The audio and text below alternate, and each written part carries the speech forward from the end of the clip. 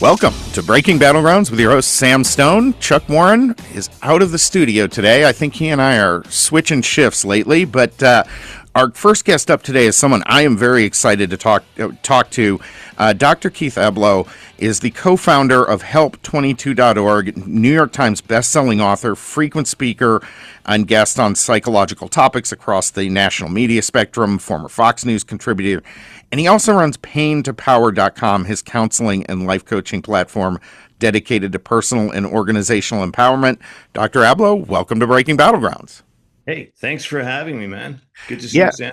Absolutely. Hey, one of the things you caught our attention recently, and you've had our attention in the past, but you caught it recently with a great article you have out, or how AI threatens to destroy the core self and how to fight back. Tell people what the premise is, because I think this is just essential right now. We're in this moment when the world is changing at an extraordinary, perhaps unprecedented rate, and people are really under a lot of psychological pressure. So tell us what you're seeing there, what's going on, and how people can start to protect themselves. Absolutely. Listen, I think what's happening is as these large language models like ChatGPT and Claude get even more accelerated, people are turning to them, and in doing so, they're getting emptied out. What do I mean by that? I mean that we're ceding to these models, to these tools, our own creative impulses, things that really require some flexing to maintain them. So you have people saying, hey, I'll let it do my writing for me. I'll let it do my thinking for me. It's going to organize my project for me. I'll just give it some prompts. And the trouble with that, I know that people are going to use it. We have this Achilles heel. We use new technologies no matter what. Right? But yeah, we've adopted a lot of things that haven't helped us, and frankly have hurt us dramatically over the years. And so it's so important to say, well, what am I going to do to defend myself against the fact that it's no different when you let one of these tools, ChatGPT or another AI system, think for you and create work for you. You will get flabby intellectually and in terms of your motivation. It just can't not be the case. It's the same as if you said to someone, hey, you know what I think we'll do for you, because it takes time to go to the gym. We're sending someone else. You'd be like, well, I don't see how that's going to help me with my muscle strength and my fitness and my longevity. Same thing here. We've lost the ability to navigate to some extent because of GPS in cars. I really believe that. I think if you ask people for directions, they're that much less able to give them because we've been following the machine. We let the machine do it. Now, though, we're going to let the machine do everything. Yeah, boy. So Brennan is sitting here nodding. Because she's probably in that camp. I'm guilty. I've literally, the last month, I've actually realized that if my phone, something happens to it, I'm not going to be able to get around. So I've been actually trying to drive without my GPS, because you're literally just following a blue line nonstop. You don't know where you're going. And I actually established the thing. I love driving, so I'm kind of an oddball on this, right? But I established a policy for myself when these systems came out that I won't use them till I'm lost. I'll look at the map and try to just remember my way through it. But I ran into a kid. This was a few months ago. I was coming out of a gas station, and I ran into this kid, and he's asking directions back to Arizona State University here in Phoenix. And it's really easy, right? It's like, make a right on this road, go down to the first freeway, make a right, take that to Mill Avenue, make a right, you're there. Mm-hmm. He could not follow those directions. All right. And listen, what's happening, whether you use the AI yourself as a primary resource to create work or to learn about the world or to ask it advice, that's one question. But we're all digesting this. I mean, I get routinely from people in companies to which I consult long memos. They might be 8 or 10 pages, single spaced, looking at an issue. Now, I know that those were generated by AI and dashed off in a minute. And I know the person who sent it to me probably didn't read it even. So what are we doing? We're recycling content from AI systems, leading to a potential kind of groupthink. So number one, we're not maintaining our intellectual musculature.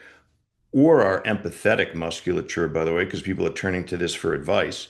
But beyond that, we're literally recycling groupthink. What a great instrument for any entity that wants control of humans to say, well, they tend to think for themselves, these humans. Got to stop that. Let's just let them go to the well. The well will think for them. And soon enough, they won't be able to do it anymore without the machine. They already, people generally now, a lot of people doubt themselves now because they want to run everything through an AI system. Well, let me check. I'll run my email through there. Let me check what I just wrote. I'll put it through there. Generally, by the way, often they're not checking, they're just having it do the writing. But nonetheless, it leads to a kind of lack of conviction, lack of confidence in one's own brain power and mind. That's devastating. This is the biggest pandemic we've ever faced. Happens to be one that's technological, but it's more dangerous by a lot than COVID ever was because not only is it incredibly pathological, but everybody wants to be infected. Mm. And That's an incredible statement. everybody wants to be infected. And it turns out, I think human beings have like an Achilles heel. We think it's cute. We think it's clever. Uh, even my mom, when she was still with us and in her late 80s, thought the robot at the local Chinese restaurant that brought you the food was cute. Isn't that great? Well, yes and no. I mean, it's taking a bit of a job. And Hmm. secondly, when you say thank you, you're basically psychotic. Like, fix their faults. Right. Who are you thanking? Right. Right? But people are loath not to thank and be nice to ChatGPT. Why? Well, because they know somewhere deep inside them, number one, we have this Achilles heel, so we relate to technology as though it's not artificial. And secondly, people have a sneaking suspicion. What if this system didn't like me? Right. Well, I, I will put that one out there because if the Waymo cyber taxis ever become sentient, they will kill me. They will absolutely kill me for what I have done to them on the road over the last 2 years. I mean, so There yeah. you go. They're mad at you, but you should be mad at them because there aren't that many pockets of autonomy left in the world. Hmm. Thankfully, America, has more of it still than many countries. But the bottom line is we're going to get to a time when people feel like, well, maybe I don't need a vehicle. Maybe it doesn't have to go under its own power like fuel that burns. Maybe I just call one up when I need it and or I rent mine out the rest of the time because it's self-driving. Self-driving is not driving. You're not the one with direction. You're not the one conveying yourself, people, your places. You're a passive passenger. And we ought to be worried, like passivity is in store for us in a wholesale way through AI. It's not making us stronger.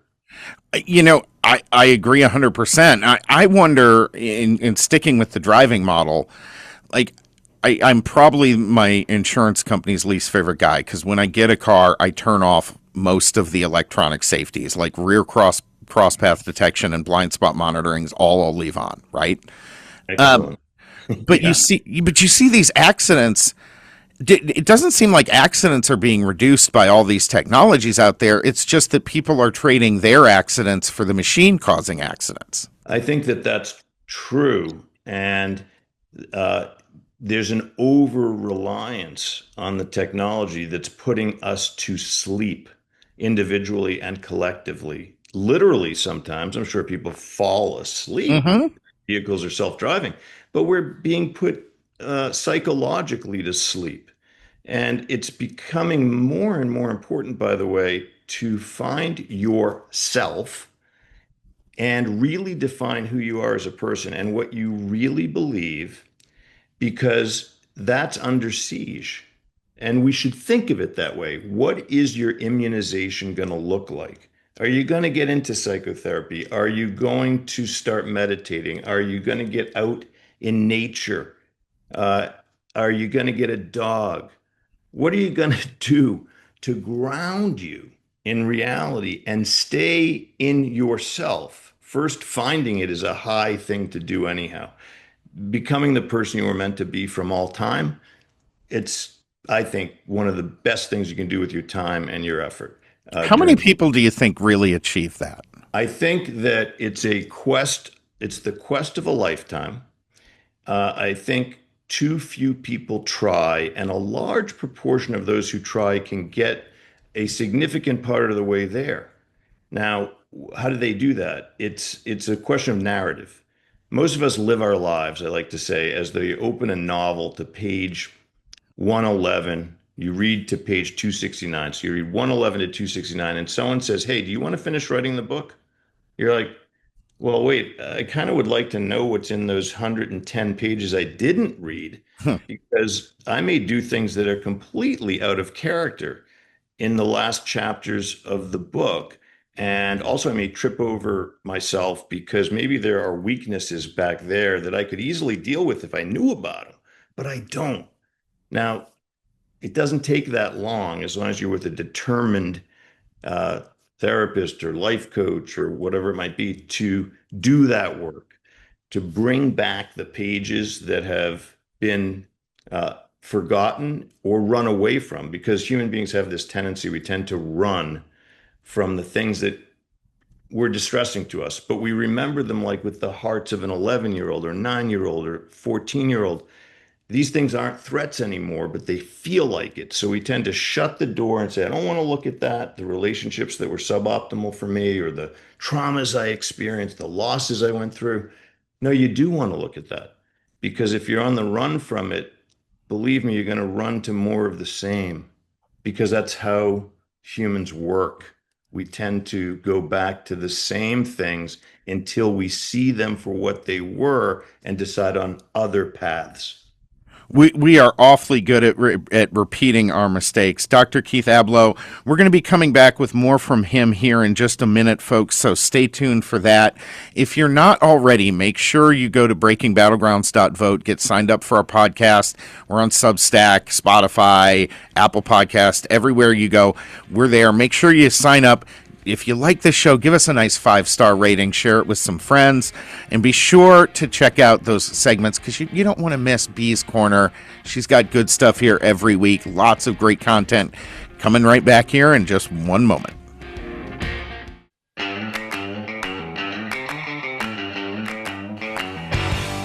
All right, welcome back to Breaking Battlegrounds. We're continuing our interview with Dr. Keith Ablow here in just a moment, folks, but first, there is 45 billion with a B, of distressed private student debt, private student loans in this country that almost nobody will refinance. Why refi is different. They refinance distressed or defaulted private student loans.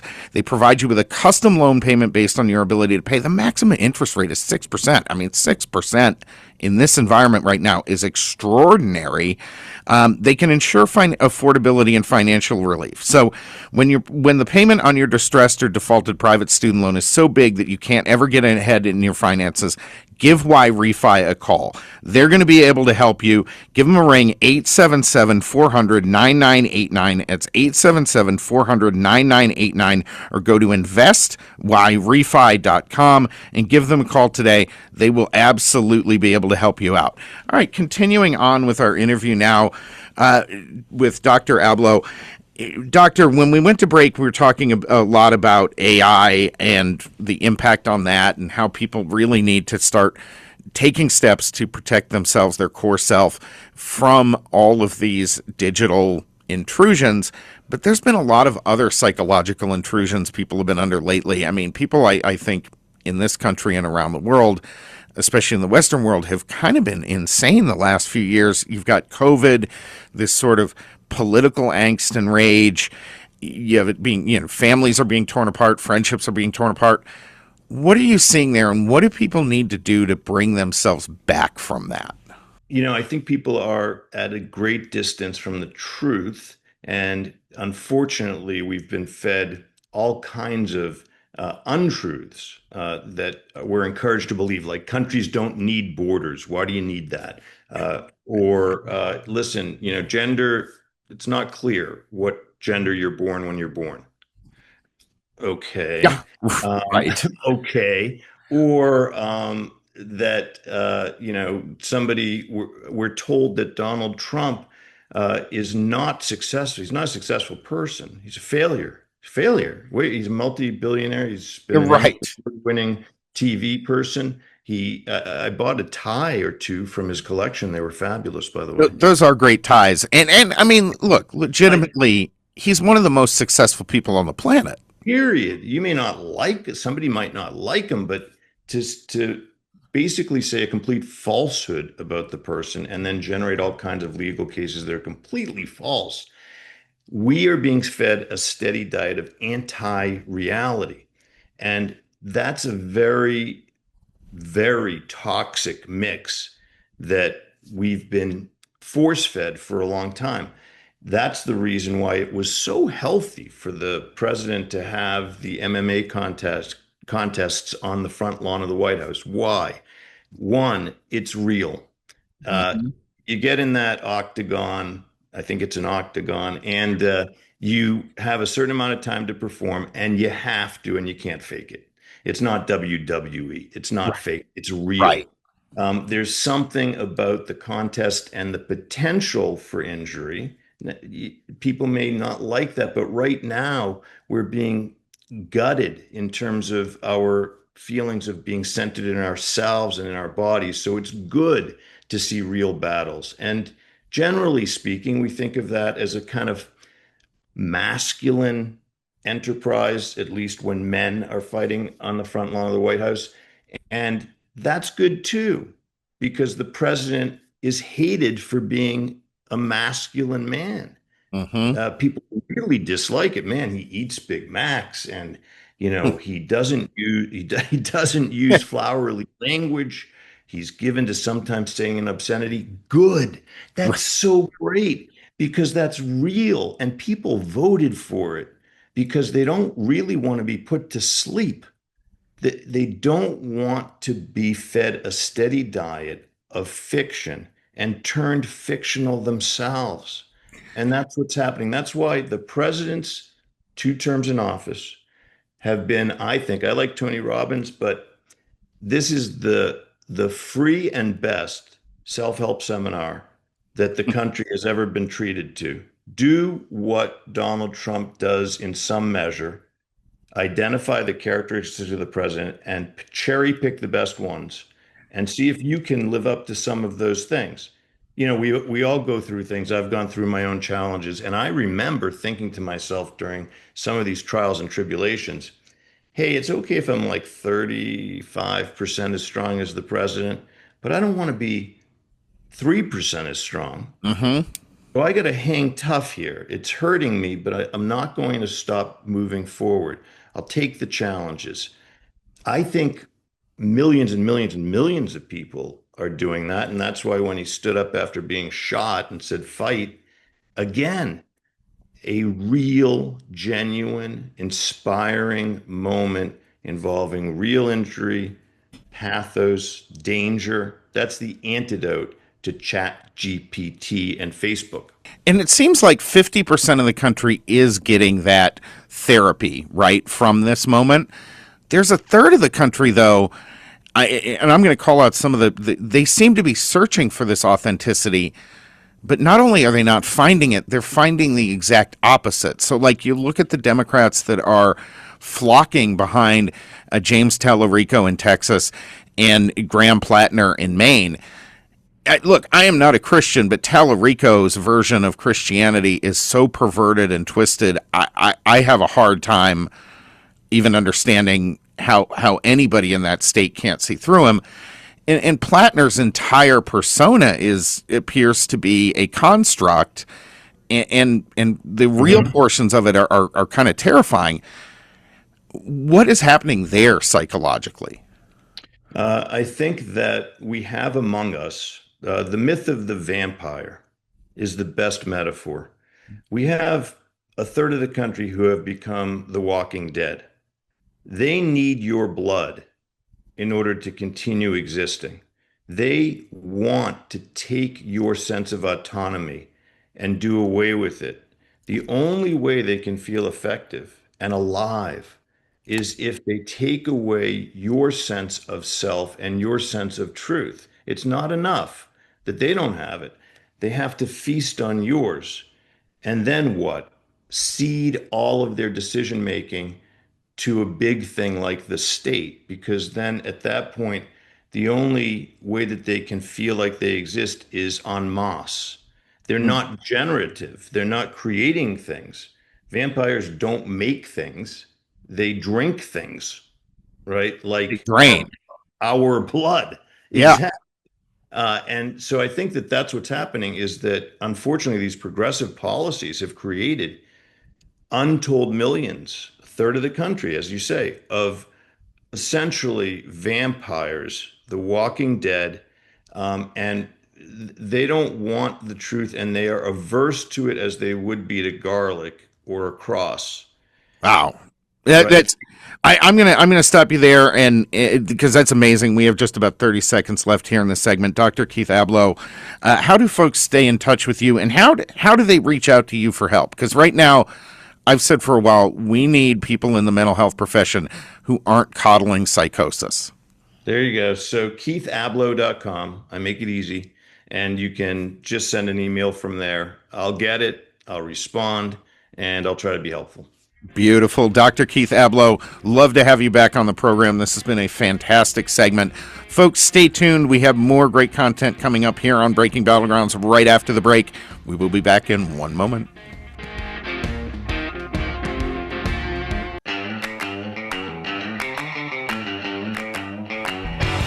Welcome back to Breaking Battlegrounds. Our next guest up today, Alex Wells, an editor at the Washington Free Beacon, junior fellow at the Middle East Forum. He is a returning guest to the program. He was last on May 1st, and he is coming back from a fascinating trip. He did a media tour of NATO's eastern flank, Finland, the Baltics, and Poland. And frankly, those areas, I have not gotten enough news coverage, Brennan, frankly, anytime recently. These are major geopolitical hot button flashpoints that could erupt in the future, and no one's talking about it, and a lot of it ties into everything that's going on in the world today in the Middle East and Russia and everything else. So, Alex Wells, welcome back to the program. Thank you for having me. Always a joy to join you guys. So tell us a little bit about this trip. You know, how did it get set up? Where'd you go? What were you doing exactly? I want to frame that, and then we're going to get into the details of it in the next segment here. Well, just to show everybody all my cards on this front, I was invited by some foreign ministries of countries on the NATO eastern flank just for a general media tour to take a look at the situation on the ground, speak to officials, talk to folks there.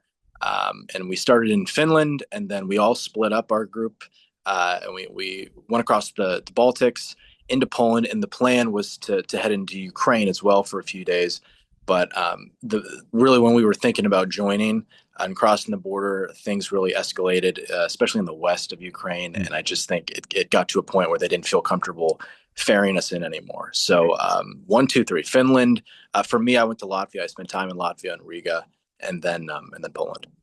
So almost nobody knows anything about Latvia. Tell us a little bit about that country, your experience and your impressions there, because Latvia, Lithuania, Estonia are one of the great success stories in the modern world, and people don't know that. You're absolutely right. I mean, these are some of the fastest growing economies, a very permissive environment for business. One thing that I really took away and that I think is an interesting development is, well, for those who don't know, these are very small countries, just upwards of 1 million people each. Lithuania is a little larger. But these are countries that were absorbed by the Soviet Union, were part of the Soviet Union. Unlike Finland and Poland, Poland was behind the Iron Curtain and they had a sort of puppet communist government for a while. But I mean, Latvia, Lithuania, and Estonia were socialist republics. And so there's really, when you land in Latvia and the Baltics, there's an ever-present like trauma that lives with them and that carries along with them of Russian occupation, Soviet occupation, things of that nature. And so there's a real social, it cultivates a real social cohesion. But these are really dynamic economies. They're fast growing. They're trying to balance both their security needs, their very real and imminent security needs, with also, reassuring investors that it's a safe place for investment and it's a great place for business. But these are also countries that are some of the highest spenders in NATO on defense spending per or get part of their GDP for defense spending. Latvia, for example, has enshrined in law they have to spend 5% of their GDP on defense spending. I mean, if everybody replicated that, we'd be living in a very different world. There's a Russian-speaking minority in Latvia, which is really interesting. And I heard from officials there of former government officials and others that have been co-opted Russian speakers by Russia, and they've been given TV shows, and they go on their propaganda campaigns, and they now live in exile in Russia, and they talk about how poorly the Russian speakers are treated in the Baltics. I saw none of that. But I guess that's just the broad outline of Latvia. I mean, it's super interesting. And Jim Garrity at National Review, and also as a column at the Post, who was with me, he did great stuff on this, great coverage. But one interesting thing here is that there was an analysis done that said by 2030, NATO will be too strong, and the spending projections and everything for Russia to move. And so they have a really small window here. And the biggest opportunity is the Baltics. The Baltics are very tiny, have very few aircraft.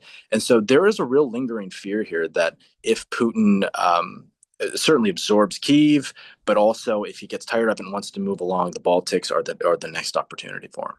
Well, are the people there cognizant maybe of how much the people of Ukraine have helped forestay that? Like, geopolitically and strategically, I know Putin is obsessed with Ukraine, but he might have been better off if he was going to launch this war to launch it first on the Baltic states.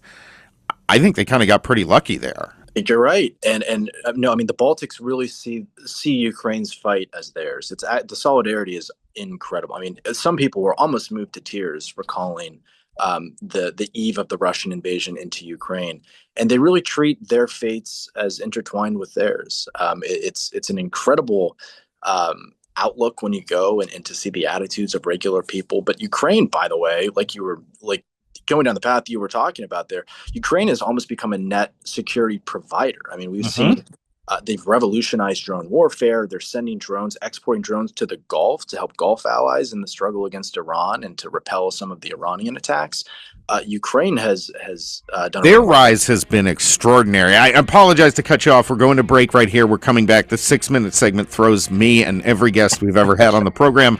But don't worry, folks. We got a 14-minute segment coming up. Stay tuned. More with Alex Wells in just a moment.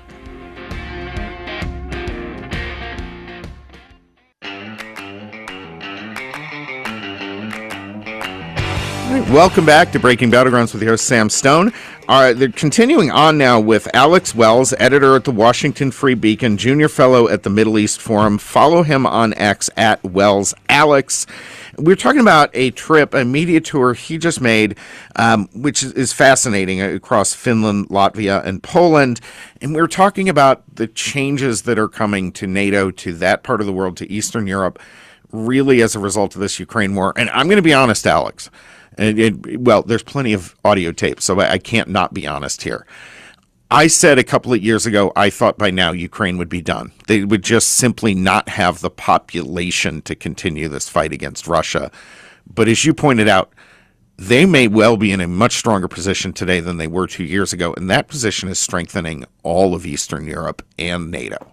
Totally. I mean, when people ask how much longer is this going to go on, the obvious answer is I don't know, but the next obvious answer, sadly, is however long Russia decides it does.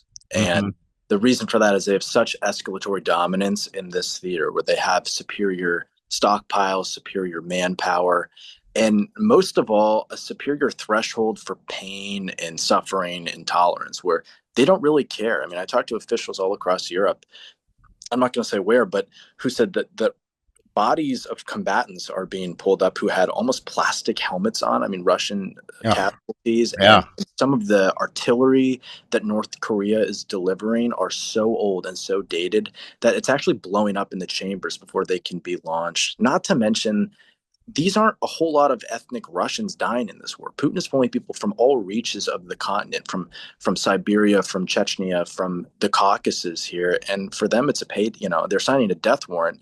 but these are poor people and they need to feed their families. And you're seeing a sort of a underground sort of like cryptic ethnic cleansing campaign. And it's a very twisted way to wage a war here. But like I said, Ukraine has really stood its ground. It does seem like the momentum has shifted, or certainly been stunted from Russia's perspective. And a lot of this is the Europeans. I always blast the Europeans, but they're the ones paying for basically all of this effort. And you've seen some really positive developments from Germany. We'll see if that materializes. But there does seem to be a shift in the center of gravity of NATO. And this is a point I made over and over again with the guys there, is that Americans used to think of NATO of London and France and Spain. And now those are the three who lag behind. I mean, Britain used to run the world with their Navy. What can they really do now? France. They can't even get a single frigate into the Gulf. I mean, so yeah. France is too interested in investing in their nuclear capabilities and their non-conventional. It doesn't help NATO. And the Spaniards, I mean, just don't even pretend really to feel compelled by NATO requirements anymore. And so the center of gravity has really shifted, I think, to the eastern flank, to Poland, to Finland, a new member, and then the Baltics. These are the people who take it the most serious. They're right on the doorstep of the Russian bear, the threat, and I think that's shown out. I want to start, because you started by landing in Finland. What is, in talking to people there, and in both officials and people on the street, what is the general sense of current U.S. foreign policy and what's going on both in Ukraine and the Middle East? Well, I think they do see it as one sort of collective fight in different theaters. And so like I said, we're interesting. Incredible Iranian involvement with drone production and drone transportation to Russia in the fight against Ukraine. We're seeing Russian diplomatic and political support for Iran amid the conflict. So there's obviously a new axis, and China's right in the middle of this being cultivated here by American adversaries. Finland is, of course, very European in and out, and so they're very troubled by the Greenland rhetoric by President Trump, and they're not fond of it. But Finland also brings icebreakers, and Trump also has been very fond of their prime minister and the icebreakers. He's like he has a strange affinity for the icebreakers, and it is a unique advantage they bring in that regard to the Arctic. It's one of the things I like most about Trump is that at times he shows that little boy within, because he likes big machines. He loves big machines. I do too. So I feel him on that one. It's true. It's true. So then how is that different when you go from Finland into Latvia and Poland? How does that attitude shift, or does it? Well, it certainly shifts. And it shifts in the sense that just like I talked about in the Baltics, how there is this sort of trauma that lingers with the people as being part of the Soviet Union. Poland was behind the Iron Curtain. Finland never had to face that. I mean, Finland fought off Russia. Any World War II buffs out there, which I'm sure there's plenty, the Continuation War, the Winter War, where they tacitly sided with Nazi Germany to ward off an expansionist Stalin. And, Finland was one of the first to pay reparations to the United States after World War II. But, when you look back at it, they did what they had to do. They were not enthusiastic Nazis by any stretch of the imagination. They did what they had to do to preserve their territorial sovereignty and integrity. But that trauma doesn't exist in the social consciousness as much as it does certainly in Poland and the Baltics. Yeah, absolutely. It was 86, end of 86. My family actually got invited. My dad brought me and one of my sisters to the Soviet Union. We were invited for a journalist conference for. They were first starting to admit some of the enormous environmental damage that occurred under the Soviet system. And so it was a tour for that. But I will never forget, leaving the country, we took a train to Finland. We get to Helsinki, walk into the hotel there, very nice hotel. My father, who was one of the cheapest humans ever, I mean, he grew up in the Depression, walks straight to the concierge and says, "I need you to get me a reservation tonight at the most expensive restaurant in town." And this guy just looks at us and says, "Coming from Russia, eh?" Amazing. Yeah. It's true though. I mean, you can feel it. Yeah. Yeah, extraordinary place. So with Poland in particular, I want to focus on them a little bit because, quite frankly, I think they may, at this point, have the most effective military, potentially most effective military in Europe. They're stepping up to a leadership role that Poland has maybe never held in the world before in its history. Tell us what you saw on this trip. Well, it's you're so correct in highlighting that. And actually, the day after we returned, the very air base, the F-16 air base that is partnered with Americans in Poland, the day after we got back, they got their F-35. It was a big deal for them, so they were really excited. And then the infusement of 5,000 plus troops, Trump announced that later on as well, into Poland. He's pulling out of Germany. It's a sort of restructuring, but it's true. I mean, and this is a point we talked about, a lot of us. Tim Nerozzi at the Washington Examiner brought this up a lot as well, where Poland, I mean, Trump is somebody who cares about, ideological friendship and kinship in that sense when it comes to foreign partners. And Poland really leads the way. They're the most really pro-American country in Europe. They're very Catholic. And for the most part, they've warded off large-scale migration. It's a very Catholic country, and just a traditional country that embodies traditional Judeo-Christian values. And so we don't really understand why they're not leaning into that more. And we've brought that to their attention. We think it's great. They're being very diplomatic, and they don't want to make this a personal friendship, more than it is a country-to-country relationship, which is what it should be. Yeah, they have to continue after Trump. Of course. Yeah. But it's undeniable that they are stepping up to the plate and that they are seen as the serious. I mean, I think, depending on how you count the UK, I think they're the third largest standing army in NATO behind the US and Turkey. So Right. Yeah, and my general impression is that they're probably the best equipped, best trained of all of them, other than us, obviously.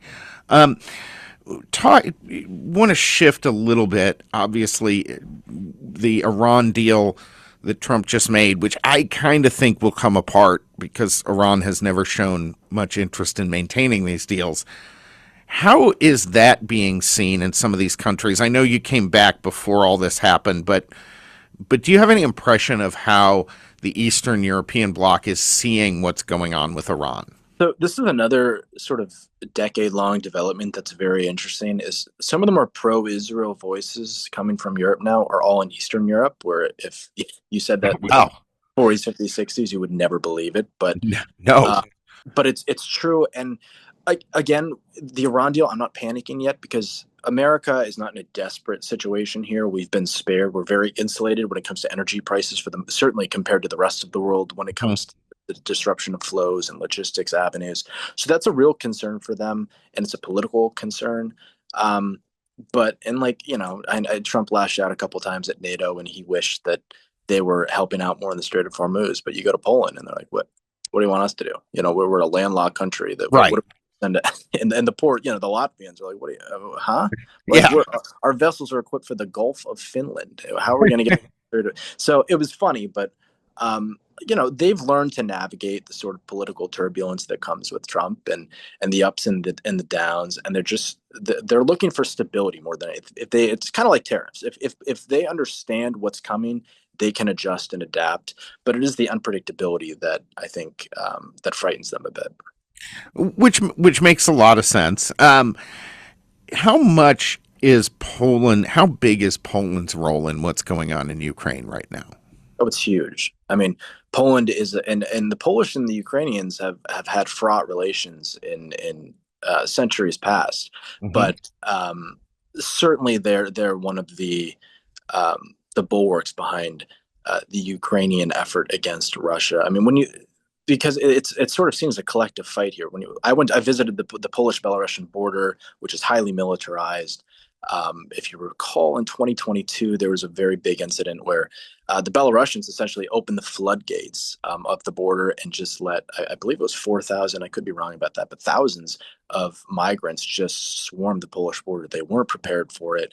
So overnight, Poland built basically a 500 and some kilometer security barrier, and it's heavily militarized now. But that's one of these hybrid warfare tactics Russia's launching against not only Poland, but the Baltics. We've seen drone incidents in Romania. We've seen infrastructure saboteurs being paid by Russia to sabotage rail lines in Poland, hacking, electricity grid attacks, a foiled one in Poland. I was told could have taken down half of the country's power, 50% of the country's power. So there's a whole lot of activity that it falls just below the Article 5 threshold. Mhm. And Russia testing NATO's resolve here, wanted to see what they do in response. That is really troubling. So this is not a far away, by any stretch of the imagination, conflict for the Poles. This is very real, and they're seeing a non-kinetic war essentially being waged against them as well. How one of the interesting aspects of that is we haven't heard much in terms of the non-kinetic war. We only have 2 minutes here, but I wanted to touch on this real quickly. How much of an electronic war is ongoing in that theater? Well, I'm not a tech guy, so I don't have a huge amount of literacy in this area, but we spoke to a lot of high-end officials who reassure us that they're on every technological front, electrical front, grid stuff. I mean, this is really important, and there is a sustained effort on the Russian part to destabilize NATO countries. Again, not in a kinetic way, not something that would issue an Article 5 imposition right away, but Right. electronic war, weaponized migration, things of this sense are being sustained. Last question before we let you go here.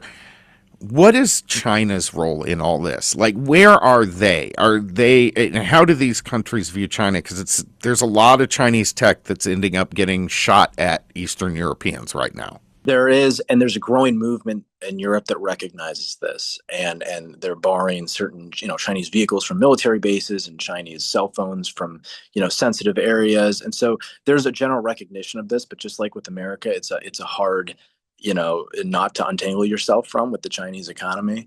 They sell a lot of cheap stuff that people like. I mean, that's it. Yeah, we've benefited from it, and Yep. it's a trade-off, and you got to.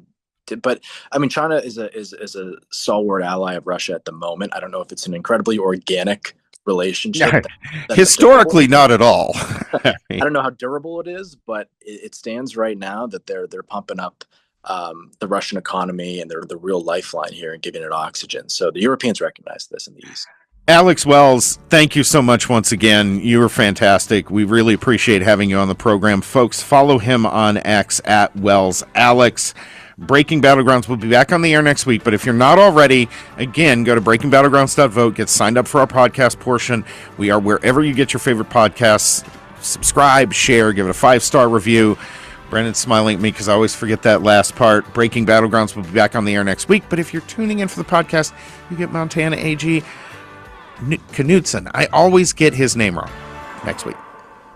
Hi, kids. Remember your dreams, all the future plans you made? Has private student loan debt destroyed those dreams? It doesn't have to. Why Refi refinances distressed or defaulted private student loans that others won't touch. They can reduce your payment, you can get your life back, and they don't even care what your credit score is. Don't let private student loan debt ruin your life. Call Why Refi today. Let's go!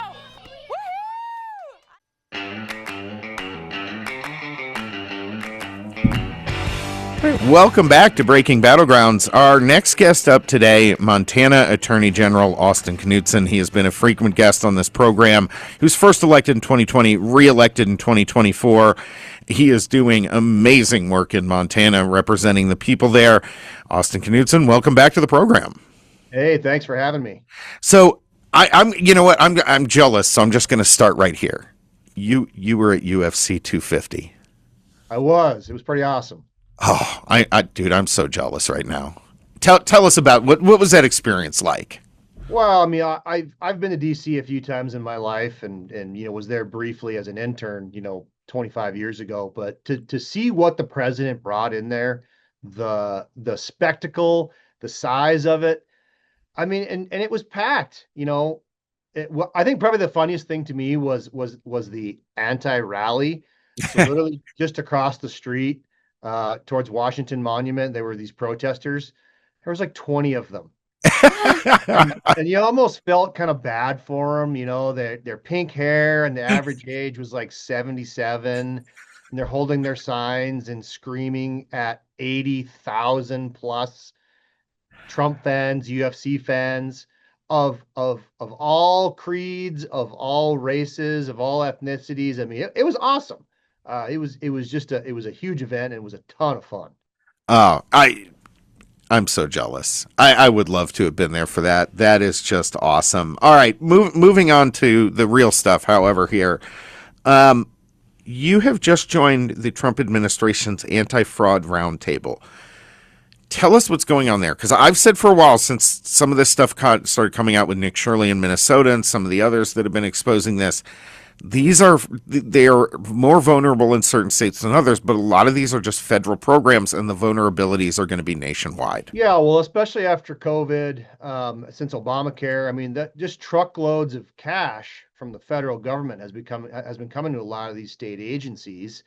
And what we're seeing in some of these states is there was very little oversight. That I mean, and that just brings in rampant fraud. You've seen it in Minnesota now. You're seeing it in California. I think we're just seeing the tip of the iceberg in California, but now other states, Ohio, states that you wouldn't think necessarily. We're certainly seeing it here in Montana. I've got the Medicaid fraud unit under my purview here at the State Department of Justice. We're very busy. I mean, it's a routine thing. We find doctors who are incorrectly billing, fraudsters who are claiming to be doing one thing and billing Medicaid services, and they're not actually providing those. Our state insurance commissioner, he just did like a $40 million case where he found huge amounts of fraud being perpetuated on our tribal communities, and it was going to California, claiming to be giving mental health treatment to tribal members in California, and it was a complete sham. Oh, $40 good million. grief. So I mean, it's happening in Montana, it's happening all over the country, and kudos to the White House. He brought Vice President Vance brought like 15 of us, I think. We all got in a room, we sat down, we threw ideas at the wall of how we can collaborate better. And that might not sound like much, Sam, but let me tell you, the first 4 years of my administration was under Joe Biden, and we didn't get a phone call from a federal agency. I mean, zero communication, zero cooperation. In fact, usually it was antagonistic. And now with Donald Trump in the White House, I mean, we're working with the federal government, our partners across the board weekly. I mean, it's just it is so night and day different. It's great. One of the things, and this is kind of just a thought I have, and curious about your take on it, but I really do not understand Democrats on this who are kind of defending this fraud, who are trying to keep the walls in place and the opacity in place and prevent this from getting cleaned up and cleaned out. I look at this and I'm like, but it's your voters who wanted all these programs that provide all these services. And when you're stealing money from them, that's being taken away from the people who actually need help in various ways. Are Democrats participating in like this fraud roundtable behind the scenes? Are you communicating with other Democrat AGs who are saying, yeah, I'm concerned things are going on in my state too? Or are they just putting up a wall on this and saying, no, there are fraudsters, so it's okay? No, they're definitely putting a wall up.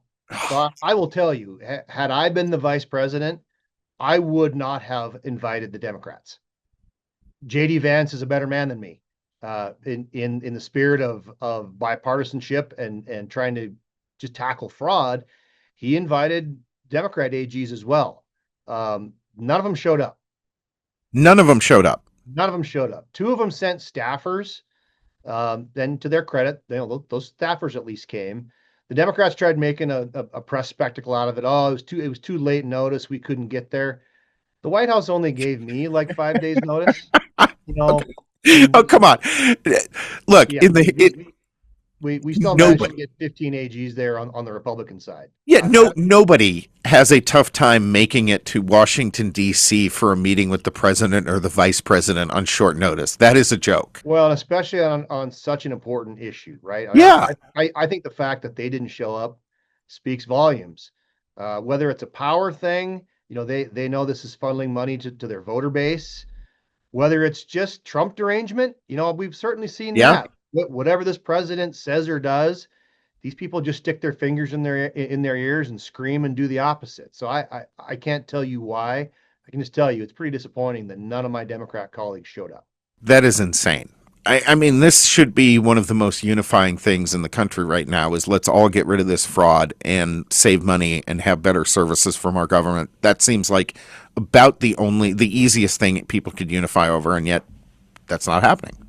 Well, and you made such a great point, right? Like a lot of these programs, I might not necessarily ideologically agree with, but the Right. fact is, federal Congress put them in place. They funded them to help certain portions of the American public, and it's being stolen from. Yep.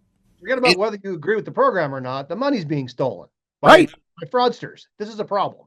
And those the people, I mean, let's just be honest, the people who are having that money stolen from them are largely voting for the people who are protecting the fraudsters. It's an insane cycle. It's a weird situation. Yeah, I can't figure it. All right, moving on to a little bit of a different topic. You have been working to support the Trump administration's repeal of some Biden-era anti-gun policies. Unfortunately, I think even for the pro-2A lobby, a lot of what Biden was doing sort of slipped under the radar during that period. So tell us what some of those policies are and what are you all doing to fight back against that? Well, it wasn't so much that the Biden stuff slipped under the radar. It's just the fact that they shoved them through without going through notice and comment. I mean, that alone is flagrantly illegal under the Administrative Procedures Act. But look, so under Joe Biden, the ATF was terribly weaponized, very anti-industry, very anti-gun owner. I mean, we almost couldn't go a week without some crazy anti-gun rule being shoved through the ATF, which, I mean, understand what's going on there. The left knew they couldn't get the votes in Congress and the Senate, even as liberal as the Senate was under Joe Biden, they couldn't get this stuff done. So they'd run the ATF. Okay, so kudos to the Trump administration. First of all, Rob Sakata, the new director of ATF, I've gotten to know him personally. The guy's a rock star. He's got great staff with him, but he's a gun owner. He's a gun guy. This is a guy that gets it. Do I wish the ATF would go away? Yeah, I do. But if I'm forced to have an ATF, this is the kind of guy that I want running it. He's doing a fantastic job. So he brought in a couple of really smart lawyers to start looking at a lot of these Biden era rules, and they've just started repealing them. I think they're on solid ground. A couple of them, the pistol stabilizing brace rule. That's a piece of plastic that goes on the back end of a pistol. Right. Help handicapped people shoot. That's Yeah. not It doesn't change the weapon.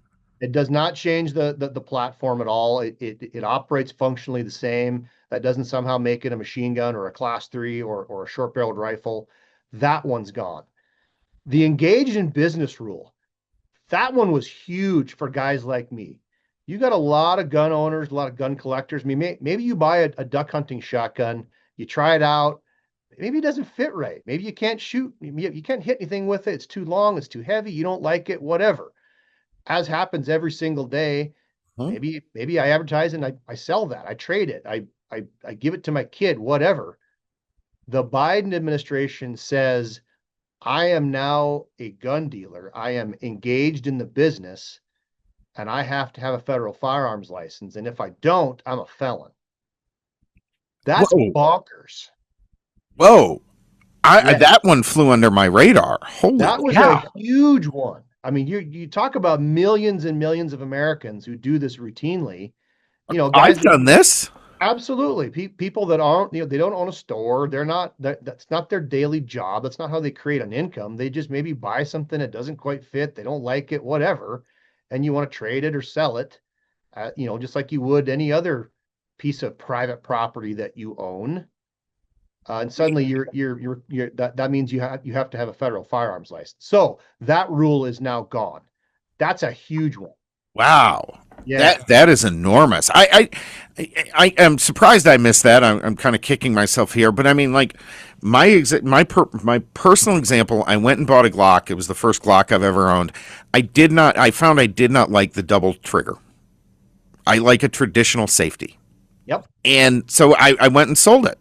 And you're telling me that under Biden, I would have violated the law for not having a federal firearms license when I sold that. 100%. That is absolutely correct. I mean, people get on Facebook Marketplace or take out a classified ad every single day. You can sell a couch. You can sell a car.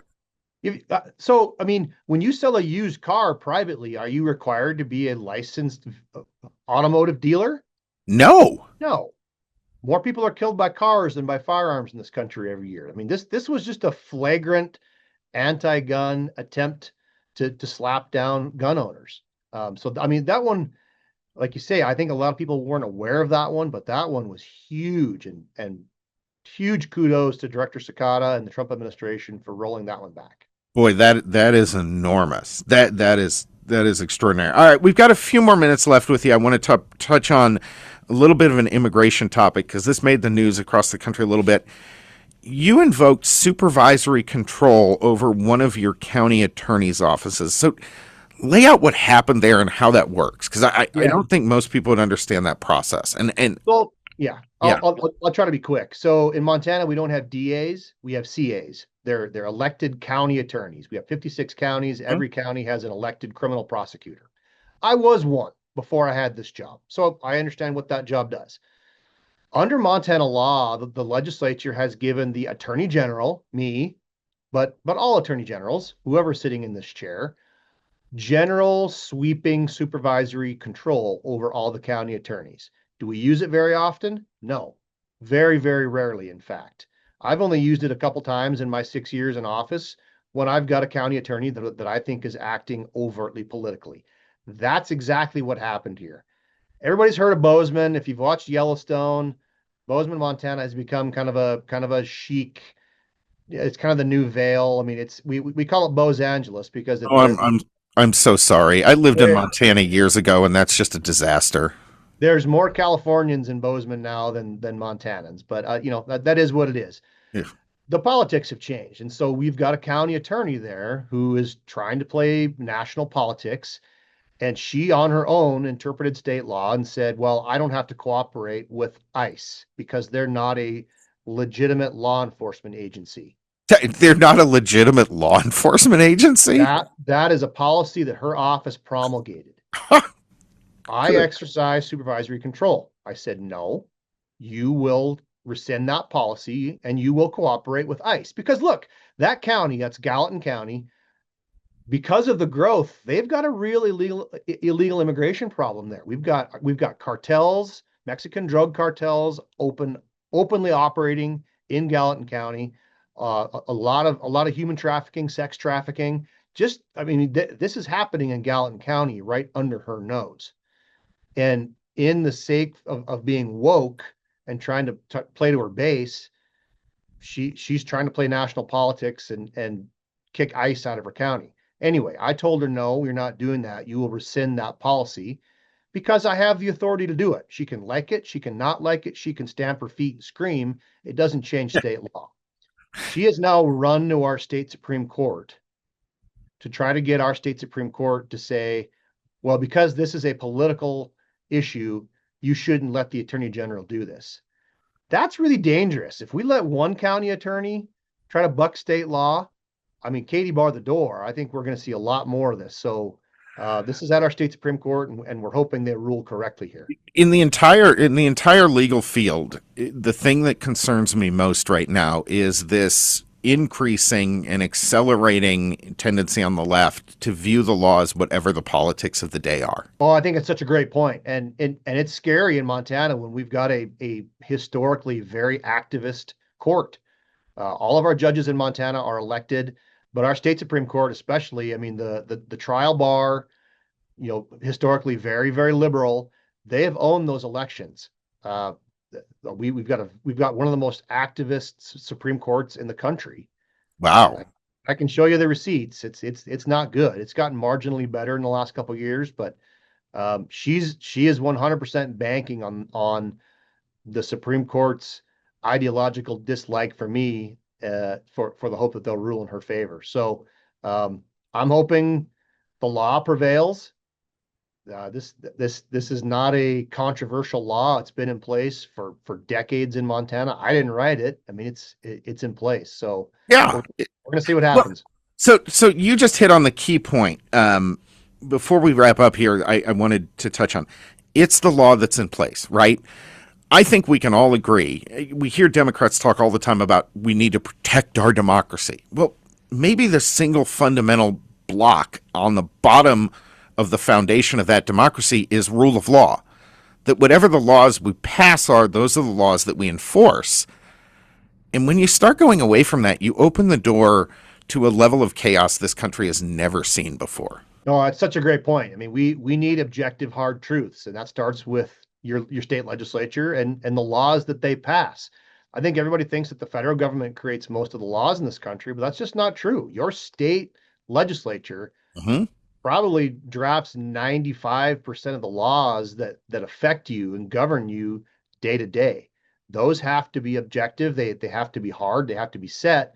And if you're in a situation where the left can just run to an activist judge and get them to overturn a law because of political ideology, that's a really scary place for us. And I think in some states, certainly in Montana, we've seen that. We've seen that all across the country. It's terrifying. All right, last thing here. You were as we mentioned at the start of the interview, you went to the UFC 250, and I am insanely jealous, but you've also done something I think is pretty cool. You're waiving driver's license and ID fees to encourage Montanans to add their citizenship marker in celebration of America's 250th birthday this July. Okay, let me ask, what is adding a citizenship marker? So our last legislative session, a good friend of mine, Senator Teresa Manzella, very strong conservative, she brought a bill, and it got passed, that gives Montana citizens the option, the right to put on their driver's license, their ID card, their real ID, whatever the case may be, a marker that says, you know what, I'm a U.S. citizen. I'm proud of it. I can document it. So if you can bring in the documents, we'll put it on your driver's license or on your ID card. It's really that simple. Normally, there would be fees associated with doing that because it's an added step. It's more printing, all those things. We decided to help the president celebrate America's 250th, that for the month of July, if you come in, you renew your driver's license, you want that citizenship marker, you're going to get it for free. We're going to waive those fees. We're going to see how this goes. If it's popular enough, I might just extend the thing. It might be past July, but for now, for America's 250th, we're going to do it in July.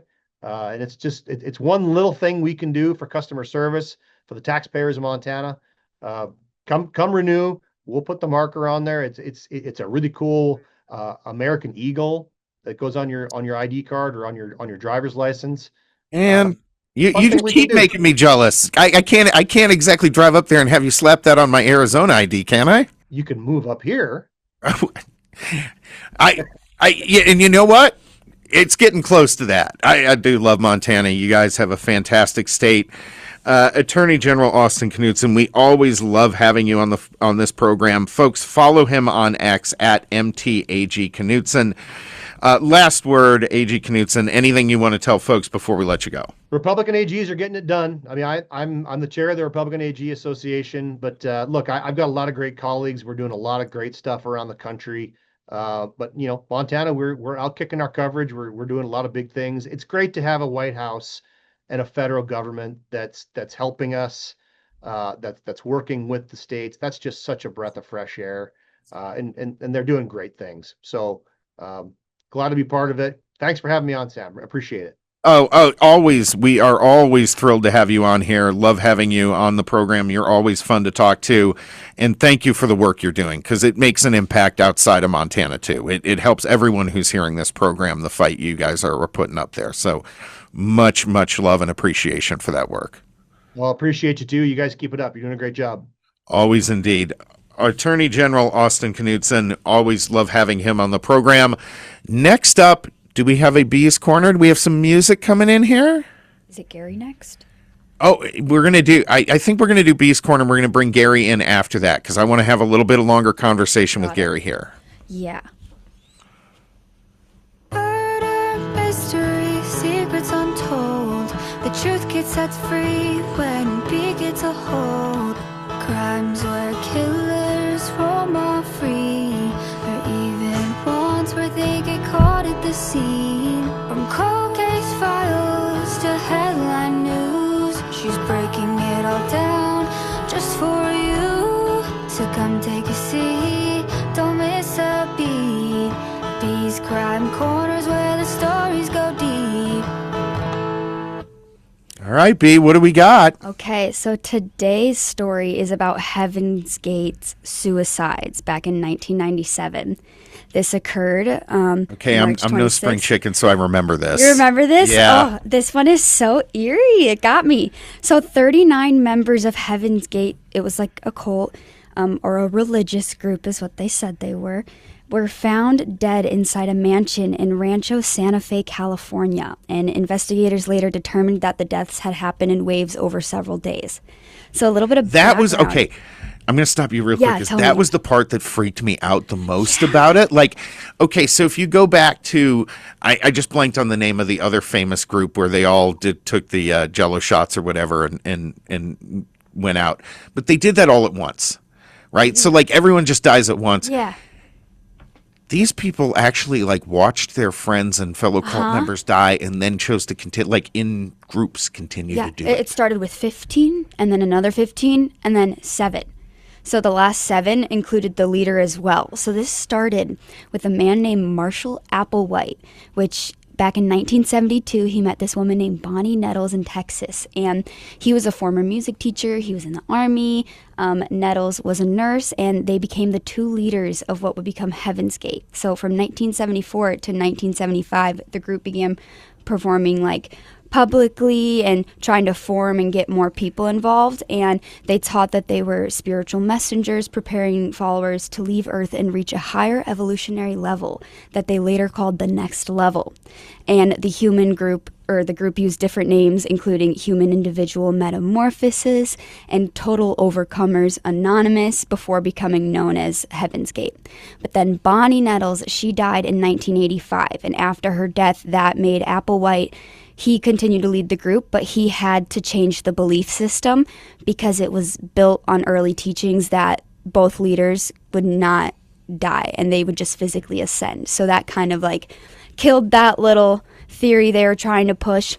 So Heaven's Gate pretty much was like mixed UFO beliefs, New Age ideas, Christian end times language, and science fiction influence. It was also said that this suicide, they think, was influenced by the internet, which looking at it which today, was brand new. Exactly. Yeah. And looking at it today, and the reason being because they had a website, but nobody actually ever went to the website and signed up. But I'm sure people actually visited it. But I think if you look at it today and how much technology and the internet and ChatGPT, AI, everything has an influence in suicide, I would believe it now. Like that makes sense. Yeah. So the eerie thing about this, though, is that these people made exit interview videos, and they sent these videos to old cult members that were involved in this but were no longer like living in the house. And this was a 9,000 square foot house in Beverly Hills, if I remember. I mean, it was a really Rancho like Santa posh Fe. neighborhood. Yeah. Beautiful house. And they got the 911 call was one of the old members who received these exit interview videos from a few of his friends that were in the cult. And it's an eerie phone call. Like, he calls them and he's like, hey, like, I got a phone call, and I think that there are 39 people who just committed suicide in this house. And they were like, I'm sorry, what? How do you know this knowledge? He's like, well, I used to be a part of it, and I received exit interviews from it.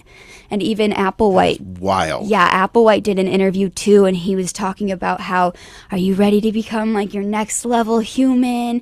And it's weird because they refer to themselves as vehicles, like the human soul as a vehicle. I remember that. Yeah, I remember that. Yep. Yeah, so that was really interesting. And then, as I said earlier, the first wave was 15 people. The second wave, 15 people. The final wave, 9 people, including Applewhite.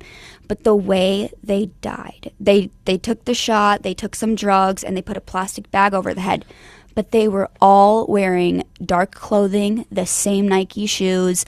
They had $5.75 in their pocket, along with an ID of some sort, whether it was a driver's license or a passport. I thought, if I remember, that was like the amount of the fee for the next stage of transportation or whatever it was. They never, in the videos, like the interview exits, they never got into details about that. But they did find like the literal instructions of how to commit the suicide.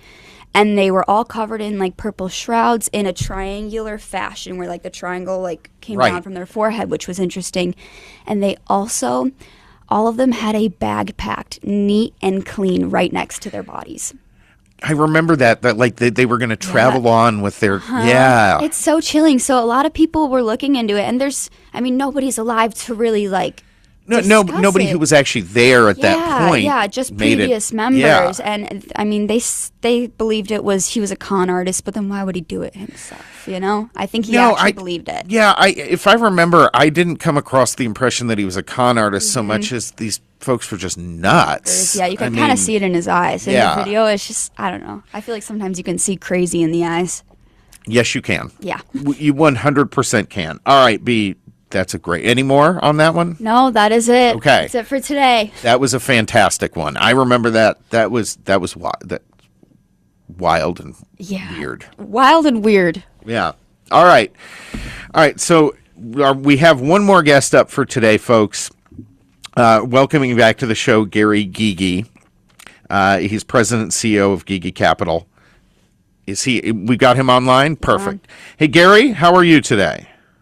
I'm great. How are you, Sam? Fantastic. I'm sorry I kept you waiting, but I wanted to hold you up. I know we have a couple of topics here about inflation heating up as energy costs continue to rise and work from home being here to stay.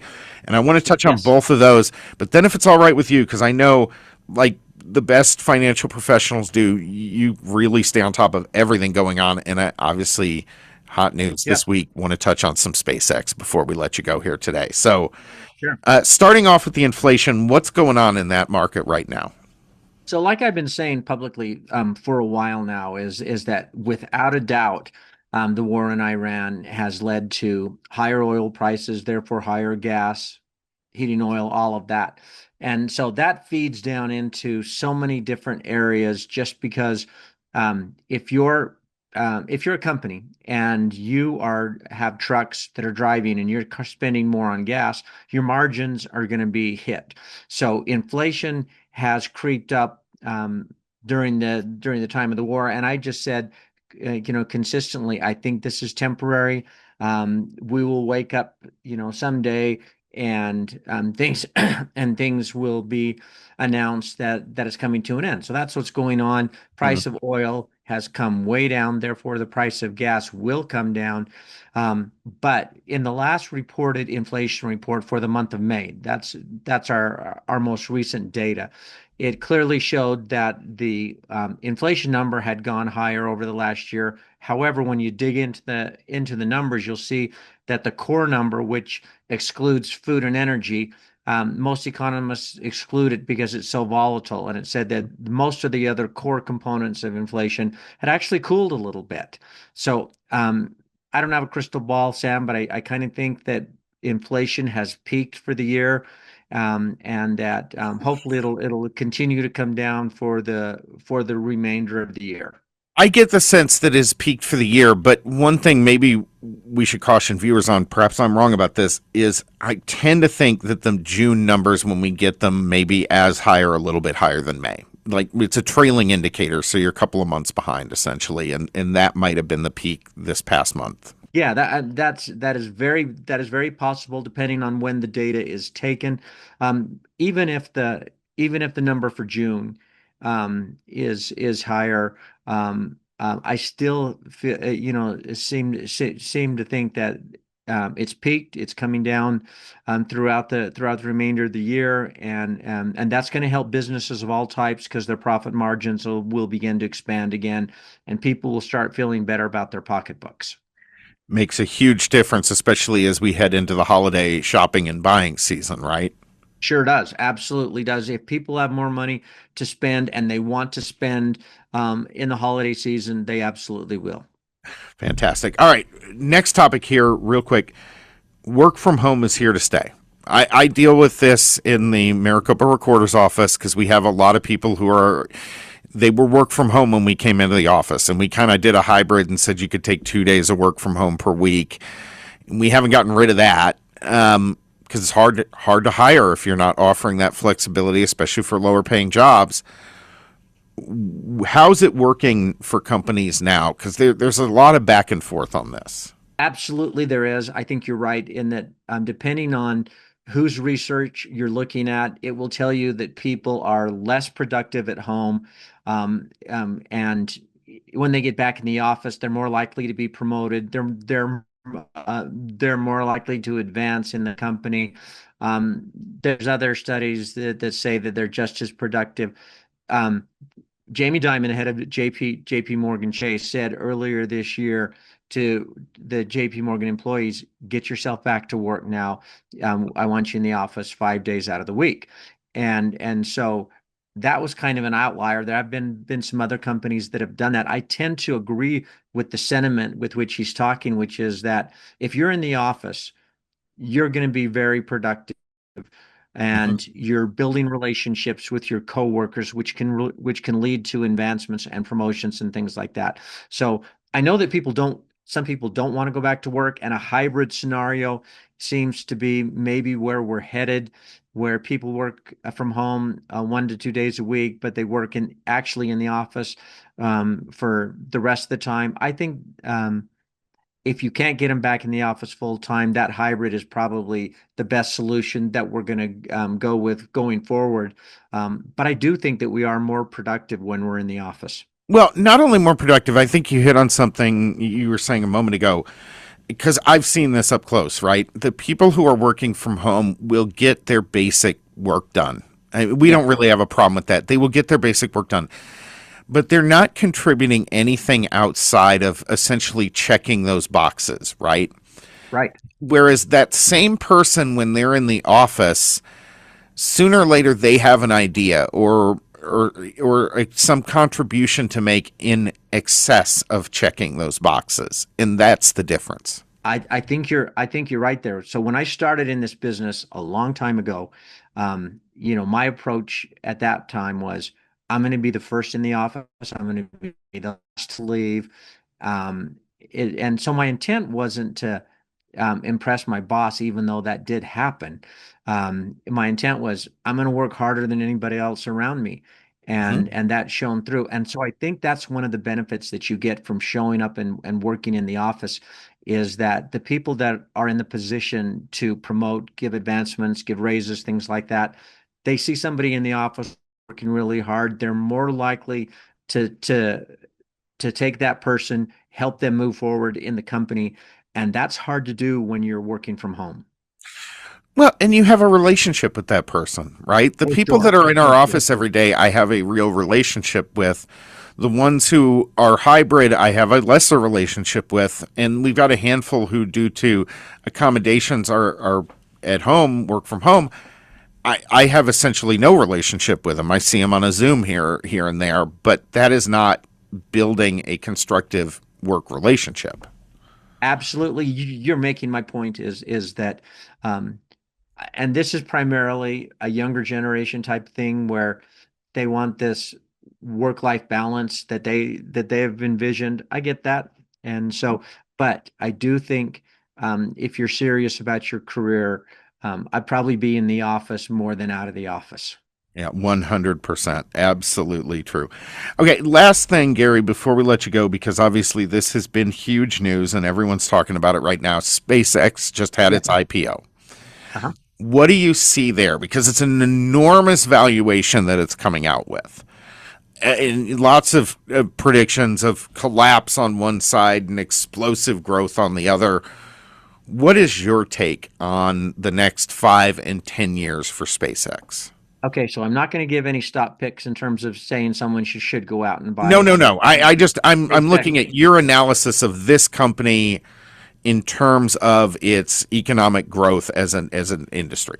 So I like the industry, which is space, and so SpaceX isn't the only company in this area, but they're clearly the biggest.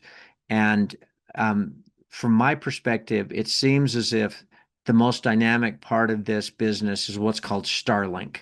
And so it's not the missiles, it's actually Starlink. And that's all of these satellites that Elon Musk has put out in space. Some of them that are parked over Iran now, some have been parked over Ukraine, which allow the residents who don't have internet access to be able to have limited access to either make phone calls or make texts. But there is economies of scale, and if this continues, I think it could put some threat towards your typical telecommunications companies that play in this same area. So I think that the Starlink part of it is really interesting. He also has a generative AI part of the business, Hmm. and so those two components I find fascinating. And so where it's going to go from here, no idea, other than the IPO was really widely accepted, not just on the institutional level that have been in the investment privately for years, but the private investors, individuals like you and me, Sam, they participated as well. My firm got shares in the IPO to give to our clients, which we did. And so, all in all, I thought this was a really well received IPO. And you have to watch the earnings, which will start coming out.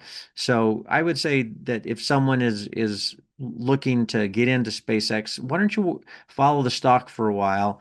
And see what the earnings reports start to look like, and then make your assessment at that point. Well, and you often and generally recommend some ETFs, mutual funds, other vehicles that spread out and reduce your risk. And there are a lot of those that have or are adding SpaceX that people could get into as a way to enjoy the potential but mitigate the risk. Yeah, I think that if someone wants to eliminate the single stock risk, and anyone that's been in stocks knows that once in a while the stock that they own, they wake up and they hear some news announcements about the company, and the stock can either be way up or way down. And if you want to avoid that volatility, using ETFs, exchange traded funds, or index funds are a great way to eliminate that. Absolutely. Gary, how do folks get in touch with you and potentially reach out and engage your services and help them secure that financial future for themselves and their family? And so would love to chat with them. We do this all the time. They can call us on the phone number of 801-787-0342. That's 801-787-0342, or our website, which is gigicapital.com, GYGI capital.com.